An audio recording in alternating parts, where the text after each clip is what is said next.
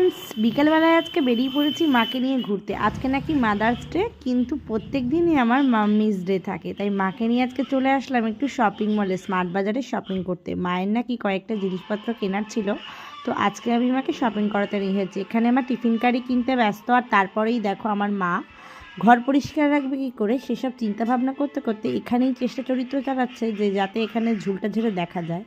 এবার মনে হচ্ছে আমার প্রতি বোমাটা ছুড়বে আর আমার প্রতি অত্যাচারটা স্টার্ট হবে। কি অবস্থা দেখো ফ্রেন্ড, বাড়ির জন্য মা ঝুল ঝাড়ু কিনছে। এবার মায়ের দাবিটা হচ্ছে দিদি কেমন ঝাড় দিয়ে রাখা যায়, ঝাড় দিয়ে দাও।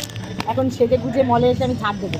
তা মায়ের বাধ্য মেয়ের মতো কাজ করতে থাকো, তোমরা দেখতে থাকো আমি কেমনভাবে ঝাড় দিই। তারাও ক্যামেরাটা ঠিক করে রাখা হয়, একটু ঠিকঠাক রেখে নিই।